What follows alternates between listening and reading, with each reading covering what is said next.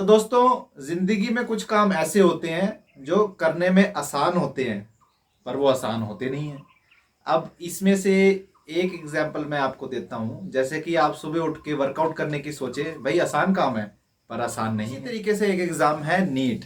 तो इसके अंदर सिंपल क्वेश्चंस तो होंगे, आसान है, पर क्रैक करना आसान नहीं है। तो इस वीडियो में मैं आपको ये बताऊंगा कि इस आसान काम को सही मायने में आसान किस तरीके से बनाया जाए। तो चलिए शुरू करते हैं आज का session. Hello everyone, I am your host Gary Singham. सबसे पहले तो अपने माइंड का परसेप्शन इस तरीके से बना लीजिए कि नीट एक आसान पेपर है और सही मायने में आसान है। अब इसको मुश्किल बनाने वाले फैक्टर्स क्या हैं, हमें उसको समझना है। तो इस वीडियो में हम बात करेंगे इन 4 फैक्टर्स की, जो इस टर्म को प्रूव करती है कि इसको क्लियर करना आसान है, पर आसान नहीं है। तो वो 4 पॉइंट्स क्या हैं? पहला पॉइंट है आपके ब्रेन की रिकॉलिंग पावर। जी हाँ, आपके ब्रेन की रिकॉलिंग पावर, ये काफ़ी ज़्यादा इंपॉर्टेंट पॉइंट है। आपके ब्रेन की डिसीजन मेकिंग पावर, आपका एटीट्यूड क्या होता है हर क्वेश्चन पे डिसीजन लेने का। तीसरा पॉइंट है आपकी स्पीड, आप किस स्पीड से पेपर को अटेम्प्ट करते हो और पेपर के किस पार्ट में, किस सब्जेक्ट में आप अपनी स्पीड किस तरीके से मेंटेन रखते हो। फोर्थ, जो कि सबसे ज़्यादा इंपॉर्टेंट है, वो है एक्यूरेसी। क्योंकि अगर आप सही मार्क करोगे तभी आपको नंबर मिलेंगे, तभी आप स्कोर कर पाओगे। तो आइए बात करते हैं इन 4 पॉइंट्स के ऊपर थोड़ा सा डिटेल। जैसा कि आप सबको ये पता है जो ये वीडियो देख रहे हैं, कि नीट के पेपर में 3 सब्जेक्ट्स के ऊपर फोकस किया जाता है। इसके सिलेबस में 3 सब्जेक्ट्स होते हैं +1 और +2 के सिलेबस से। वो है फिजिक्स, केमिस्ट्री एंड बायोलॉजी। अब फिजिक्स और केमिस्ट्री को अगर हम एक साइड पे रख दें और बायोलॉजी सब्जेक्ट को अगर एक साइड पे रख दें, तो हमारा जो फर्स्ट पॉइंट है वो है आपके ब्रेन की रिकॉलिंग पावर।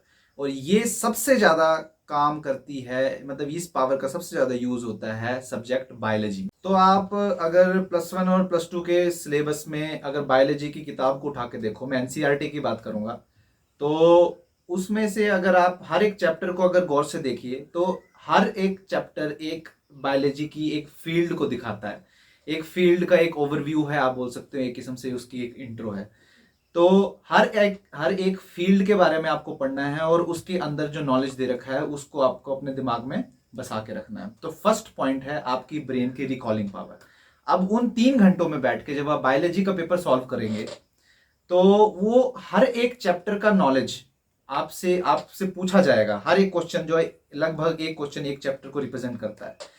तो अब उस रिकॉलिंग पावर को बढ़ाने का सबसे बेस्ट तरीका है, वो है मल्टीपल रिविजन्स। आसान चीजें पढ़िए, और सबसे आसान और बेसिक एनसीईआरटी ही है। पेपर हमेशा एनसीईआरटी के ऊपर बेस्ड होता है। तो आसान चीजें पढ़िए, पर बार बार पढ़िए, रिवीजन कीजिए। जितनी ज्यादा मल्टीपल रिवीजन करेंगे उतना ही ज्यादा आपका ब्रेन जल्दी रिकॉल करेगा और एक्यूरेट चीज रिकॉल। दूसरे पार्ट की बात कर लेते हैं, मतलब कि वो 2 सब्जेक्ट्स, मतलब फिजिक्स और केमिस्ट्री। तो फिजिक्स एक अंडरस्टैंडिंग सब्जेक्ट है, पर उसमें भी रिकॉलिंग पावर यूज होती है, वो है फॉर्मूलाज में। क्योंकि नीट एक टाइम बेस्ड पेपर है, यहाँ पे आपको अप्रोक्स अगर देखा जाए ओवरव्यू में, तो 1 मिनट में एक क्वेश्चन आपको सॉल्व करना पड़ेगा, और बिना फॉर्मूले के ये चीज पॉसिबल नहीं है। और केमिस्ट्री में बात की जाए, तो केमिस्ट्री एक मिक्सचर है आपकी नॉलेज का और साथ में अंडरस्टैंडिंग का। तो अगर आपके पास नॉलेज है और अंडरस्टैंडिंग दोनों है, पर रिकॉल नहीं कर पा रहे हो, तो केमिस्ट्री में आप स्कोर नहीं कर पाओगे। तो रिकॉलिंग पावर आपकी ब्रेन की स्ट्रांग होनी चाहिए, और ये सिर्फ हो सकती है एकमात्र तरीके से, और वो है रिवीजन। तो अब हम बात करते हैं सेकंड पॉइंट के बारे में, वो है आपके ब्रेन की डिसीजन मेकिंग पावर। कि आपका ब्रेन पेपर के किस पार्ट में अच्छा और राइट डिसीजन ले सकता है, क्योंकि भाई टाइम खेल का है। तो सारा का सारा फोकस आपका टाइम पे होना चाहिए, कि आपका टाइम कितना जा रहा है, किस क्वेश्चन में कितना टाइम आप लगा रहे हो। तो फिर से अगर हम बात करें इन तीनों सब्जेक्ट्स के बारे में, तो फिजिक्स एक ऐसा सब्जेक्ट है जहां पे आपको इस डिसीजन मेकिंग, आपकी जो ब्रेन की स्किल बोल सकते हैं या पावर का, आपको इस्तेमाल करना पड़ेगा। क्योंकि फिजिक्स में कुछ क्वेश्चंस ऐसे होते हैं जो होते हैं लेंथी, सॉल्व करने में उनको लगेगा टाइम। पर याद रखिए, हर क्वेश्चन की वैल्यू सेम है। तो आपको डिसीजन लेना पड़ेगा कि आपको वो क्वेश्चन स्किप करना है या फिर आपको उस क्वेश्चन के साथ स्टिक करना है। तो अगर स्टिक करने के बाद, आप टाइम वेस्ट करने के बाद उस क्वेश्चन से उतना आउटपुट नहीं ले पाए, मार्क्स गेन नहीं कर पाए, और उल्टा हो, या तो आप उसको छोड़ देंगे तो आपके 4 नंबर जो है वो एक क्वेश्चन के चला जाएंगे, या तो आप उसको अटेम्प्ट करेंगे और आपने अगर वो गलत कर दिया, टाइम लगाने के बाद की बात कर रहा हूं मैं, और गलत कर दिया तो आपका एक एक्स्ट्रा मार्क्स और कट जाएगा, आप भारी नुकसान में हो जाओगे। तो आपको वो क्वेश्चन छोड़ देने हैं जिनका आपको बिल्कुल आइडिया नहीं है, या फिर आपको ऐसा महसूस हो रहा है कि इस क्वेश्चन में एक एवरेज टाइम से ज्यादा टाइम लगने वाला है। तो ये है सेकंड पॉइंट। अब हम बात करते हैं थर्ड पॉइंट की, और थर्ड पॉइंट है स्पीड। तो स्पीड आपकी किस तरीके से यहाँ पे रोल प्ले करती है, वो ये है कि अगर हम फिर से 3 सब्जेक्ट्स की बात करें, बायोलॉजी, केमिस्ट्री और फिजिक्स, तो अगर आप बायोलॉजी में स्पीड मेंटेन करेंगे क्वेश्चंस को सॉल्व करने की, जो कि पॉसिबल है, क्योंकि बायोलॉजी के अंदर आपके सिर्फ पॉइंट्स चेकआउट करते हैं कि आप कितनी जल्दी रिकॉल करते हो उस नॉलेज को, उसमें कुछ सॉल्व करने के लिए नहीं होता। और कुछ एक थोड़े बहुत लेंथी क्वेश्चंस होते हैं जिनको आपको थोड़ा सा दिमाग लगाना पड़ेगा, पर फिर भी वो with in 30 to 45 second solve हो जाते हैं। तो अगर वहां पे अगर आप टाइम बचाओगे, स्पीड रखोगे, तो केमिस्ट्री के जो फिजिकल पार्ट होता है, जहां पे आपको थोड़ा बहुत सॉल्व करना पड़ता है, और एंटायर पूरी की पूरी फिजिक्स, इसके ऊपर आप टाइम दे सकेंगे। तो यहाँ पे स्पीड मायने रखती है। ये था थर्ड पॉइंट। और अब हम बात करेंगे फोर्थ पॉइंट के बारे में, जो कि है एक्यूरेसी।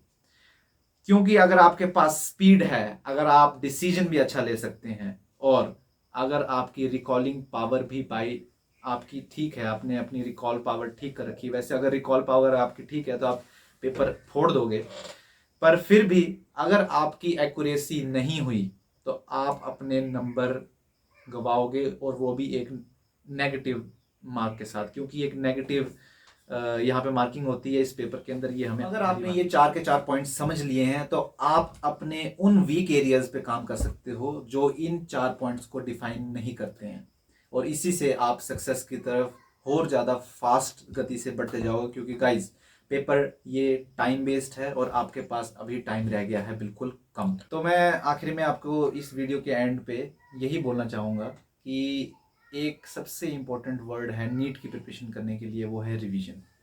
अगर आप रिवीजन करोगे तो ये 4 पॉइंट्स जो हैं, जो मैंने आपको बताया, इन चारों पॉइंट्स के ऊपर आप अच्छी तरह एक्सेल कर सकते हो। तो रिवाइज करते रहिए, आपके पास जितना भी टाइम है उसके अंदर रिवाइज करिए। और इस बात की गलती मत करना कि आप जो है अलग अलग रेफरेंसेस उठा के देखने लग पड़ो, या फिर कुछ ऐसा। जो आपने पढ़ा है उसको रिवाइज कीजिए, जिस आपने सोच से आपने नॉलेज लिया है उस चीज़ को रिवाइज करिए। और आई एम श्योर कि आपने सबसे ज़्यादा एनसीईआरटी को ही फॉलो किया होगा। तो अगर आपने एनसीईआरटी को फॉलो किया है तो एनसीईआरटी को रिवाइज करिए, कई बार रिवाइज करिए, उसके कॉन्सेप्ट्स को दोबारा फिर से रिवाइज करिए, तभी ये 4 पॉइंट्स को आप एक्सेल कर पाएंगे और नीट को क्रैक कर पाएंगे, फोड़ पाएंगे। तो दोस्तों, मेरे को पूरी आशा है कि आपने इन बातों के ऊपर गौर किया होगा और इसके ऊपर काम करने के लिए अपना माइंडसेट बना लिया होगा। तो इस वीडियो को हम यहीं पे एंड करते हैं, और आप मेरे साथ जुड़े रहिए, मेरे चैनल को सब्सक्राइब कीजिए, ताकि इस टाइप के पॉइंट्स और इस टाइप की जो लॉजिकल बातें हैं आप तक पहुंचती रहे। तो मिलते हैं आपसे अपनी नेक्स्ट वीडियो में, तब तक के लिए बाय बाय।